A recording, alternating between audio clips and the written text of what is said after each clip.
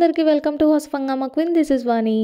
ఇంకా వీడియో ఏంటంటే మా వారికి ఆఫీస్లో రీసెంట్గా పాట్లాక్ జరిగింది. పాట్లాక్ ఏదైనా డెసర్ట్ కానీ స్వీట్ కానీ చేయని చెప్పారు. స్వీట్స్లో ఏదైనా చేయొచ్చు అని అంటే నాకు ఫస్ట్ గులాబ్ జామ్ తట్టింది. గులాబ్ జామ్ ఆల్రెడీ ఇచ్చారు పేరు, ఇంకా వద్దు వేరేది ఏదైనా చేయని చెప్పారు. ఇంకా సేమియా ఖీర్ చేద్దాంలే అని చెప్పాను. ఫస్ట్ టైం నేనైతే ఒక 50 మెంబర్స్కి సేమియా ఖీర్ అయితే చేయబోతున్నాను. ఎలా చేస్తున్నాను అండ్ అలాగే ఎలా ఉంటుంది అవుట్పుట్ అనేది కూడా లాస్ట్ వరకు చూడండి. అండ్ ఫస్ట్ టైం మన ఛానల్ని చూస్తున్నట్లయితే తప్పకుండా సబ్స్క్రైబ్ చేయండి అండ్ అలాగే లైక్ చేయండి. మరి కొంతమందికి ఈ వీడియో రీచ్ అవ్వాలని కోరుకుంటున్నాను. ఇంకా ఇంతమందికి ఎలా చేయాలన్నది పూర్తిగా నేను ఇంగ్రీడియంట్స్ ఎంత క్వాంటిటీ యూస్ చేశానో కూడా చూపిస్తున్నాను. చెప్పుకుంటూ చేసేద్దాము. ఏదైనా క్వాలిటీ ఆఫ్ టేస్ట్ రావాలి అంటే మాత్రం పాలు ఎక్కువగా వాడాలి. స్వీట్స్లలో మనం పాలు ఎక్కువగా యాడ్ చేసి చేసామనుకోండి కమ్మగా టేస్ట్ బాగుంటుంది. సో ఇక్కడైతే నేను ఒక పెద్ద గిన్నె తీసేసుకొని 4 litres of single toned milk అయితే తీసుకున్నాను. మీరు ఏ బ్రాండ్ అయినా యూస్ చేసుకోవచ్చు. ఎస్పెషల్లీ ఇంకా బర్రెపాలు అయితే ఇంకా మంచిది. వెన్న శాతం ఉన్న పాలు అయితే కొంచెం వాటర్ యాడ్ చేసుకోండి. ఇక్కడైతే మనము పాలు ప్యాకెట్ పాలు కాబట్టి ఒక 1/2 లీటర్ నేను వాటర్ యాడ్ చేసేసి మంటని సిమ్లో పెట్టేసి ఒక 15 to 20 మినిట్స్ పాలు బాగా కాగేంత వరకు కాంచుకున్నాను. ఎస్పెషల్లీ పాలు బాగా మరిగితే కూడా ఆ టేస్ట్ అనేది ఇంకా ఇంక్రీజ్ అవుతుంది అనేసి కొంచెము 15 to 20 మినిట్స్ పాటు ఒక పొంగు 2 పొంగులు వచ్చేంత వరకు కాంచుకున్నాను అనమాట. సో పాలైతే కాగుతూ ఉన్నాయి. ఆ బిట్వీన్లో నేనైతే ఇందులోకి కావాల్సిన డ్రై ఫ్రూట్స్ అయితే కట్ చేసేసుకొని పెట్టుకుంటున్నాను. అండ్ ఇక్కడ చూడండి పాలు ఒక 20 మినిట్స్ తర్వాత ఇలా పొంగడం స్టార్ట్ అయ్యాయి. క్వాంటిటీ ఎక్కువ కాబట్టి మనం పెద్ద డాబరా గిన్నె లాంటి దాంట్లో చేసుకుంటేనే బెటరు. సో పాలైతే ఒక 2 పొంగులు రానిచ్చాను. వచ్చిన తర్వాత నెక్స్ట్ ఇందులోకి అరగంట పాటు నానబెట్టుకున్న 1/2 కిలో సగ్గుబియ్యాన్ని అయితే వేసేసుకోవాలి. సగ్గుబియ్యం క్వాంటిటీ 1/2 కిలో అయితే మనకు సరిపోతుంది.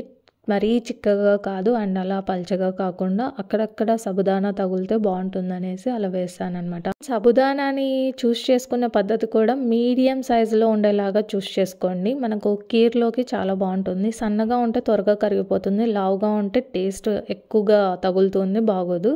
సో మీడియం సైజులో ఉన్న సబుదానాన్ని అయితే నానబెట్టేసుకొని చేసుకోండి కీర్ చేసేటప్పుడు. నెక్స్ట్ కీర్లోకి ఎక్కువగా నచ్చేది నాకు డ్రై ఫ్రూట్స్ అనమాట. క్యాషూస్ అండ్ ఆల్మండ్స్తో పాటు ఇంకా వాటర్ మెలన్ సీడ్స్ని కూడా వేసుకుంటే ఈ సేమియా కీర్ అనేది చాలా బాగుంటుంది టేస్ట్. అందుకోసమే వేస్తూ ఉంటాను. ఈ క్యాషూస్ అండ్ ఆల్మండ్స్ అయితే అలా చిన్న పలుకుల్లాగా కట్ చేసుకోండి. ప్రతి స్పూన్లో మనకు ఆ డ్రై ఫ్రూట్స్ టేస్ట్ భలే తెలుస్తుంది. సో అందుకోసం నేనైతే అలా చేస్తాను. అండ్ నెక్స్ట్ వచ్చేసి మళ్ళీ ఒక బాండీ, మందంగా ఉన్న బాండీలోకి ఒక 5-6 స్పూన్ల నెయ్యిని అయితే యాడ్ చేసుకోండి. నెయ్యి అయితే ఇక్కడ నేను కాస్త ఎక్కువగానే యాడ్ చేశాను. ఇందులోనే నేను ఇప్పుడు ఈ డ్రై ఫ్రూట్స్ని కాస్త పచ్చిదనం పోయేంత వరకు వేయిస్తాను. నెయ్యి ఇలా బాగా కాగిన తర్వాత ఫస్ట్ 1 by 1 అలా నట్స్ అన్ని వేసుకుంటూ వేయించుకోవాలన్నమాట. ఫస్ట్ అయితే నేను క్యాషూస్ని అయితే వేస్తున్నాను. ఇవి మంచి లైట్ గోల్డెన్ కలర్లోకి వచ్చేంత వరకు, క్రంచీగా అయ్యేంత వరకు వేయించుకోవాలి. ఆల్మోస్ట్ ఒక 10 మినిట్స్ పడుతుంది. మంటని సిమ్లో పెట్టుకొని వేయించుకున్నాం అనుకోండి ఇలా మంచి కలర్ వస్తుంది. ఈవెన్ మనం వేయించిన తర్వాత ఉప్పు కారం వేసుకొని తినగానే చాలా బాగుంటుంది. పిల్లలకి అప్పుడప్పుడు స్నాక్స్ లాగా చేసి పెడితే వాళ్ళు ఇష్టంగా తింటారు. నేనైతే ఇవి కొంచెం ఇలా వేయించుకున్నవే సేమియా పాయసంలో కానీ స్వీట్స్లలోకే ఎక్కువగా ఇష్టపడుతూ ఉంటాను డైరెక్ట్గా కన్నా. అండ్ నెక్స్ట్ వచ్చేసి వాటిని తీసిన తర్వాత నెక్స్ట్ ఆల్మండ్స్ ఇలా స్లైసెస్గా కట్ చేసుకున్న వేసుకోవాలి. ఆల్మండ్స్ మరీ ఎక్కువ రోస్ట్ చేయాల్సిన అవసరం లేదు. జస్ట్ అలా పచ్చిదనం పోయింది అనే ఫీలింగ్ వచ్చేంత వరకే అనమాట. ఎక్కువ టైం అయితే పట్టదు. ఒక 5 మినిట్స్ అలా వేయించి తీసేసేయండి. ఇంకా కొంతమంది సేమియాలో ద్రాక్ష ఇలాంటివి కూడా వేసుకుంటారు. బట్ ద్రాక్ష వేస్తే పులుపు టేస్ట్ వస్తుంది అనేసి నేనైతే ఆ రెజిన్స్ని అయితే యూజ్ చేయట్లేదు.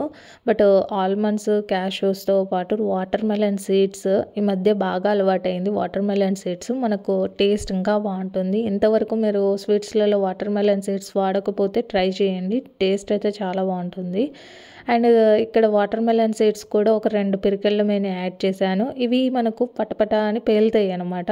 సో అప్పుడు కొంచెం జాగ్రత్తగా మూత పెట్టండి. బట్ ఇక్కడ నేను వేసుకున్న బాండి కొంచెం పెద్దగా ఉండడం వల్ల ఎక్కువగా లేయలేదు పైకి. సో అక్కడక్కడే పడ్డాయి.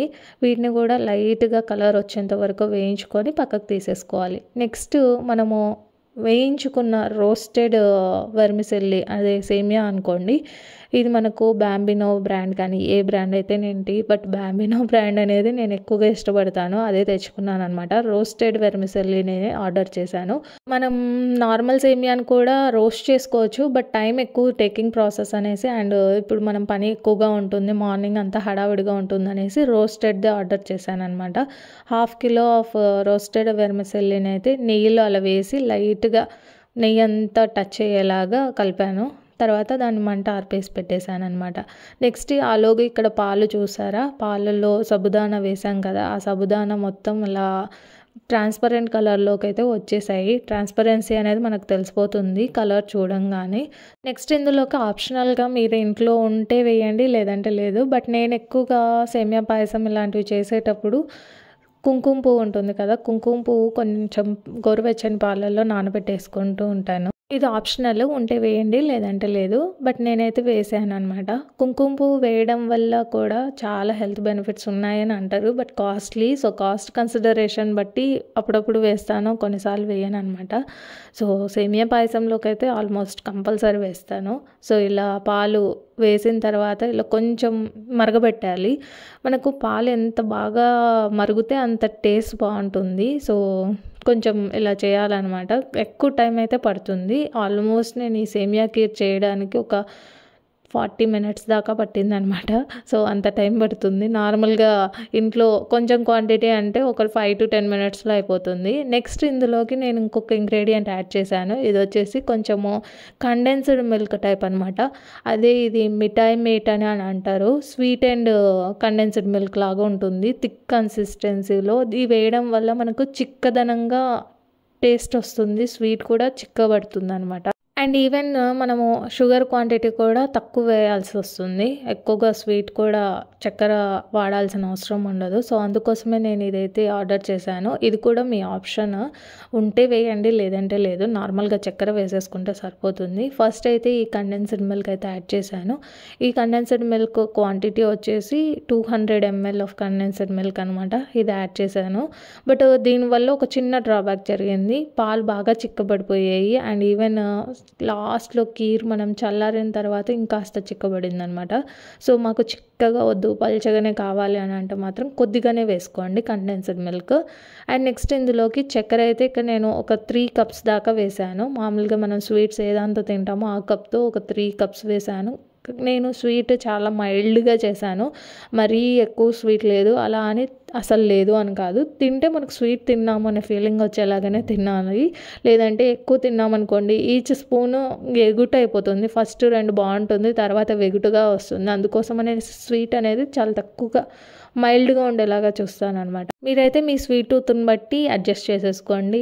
కొంతమంది ఎక్కువగా స్వీట్గా తినాలనుకుంటూ ఉంటారు కదా, 4 cups వాడండి. సో ఇక్కడైతే మనము చక్కెర వేసిన తర్వాత ఆల్మోస్ట్ కరిగిపోతుంది కదా ఆ వేడికి.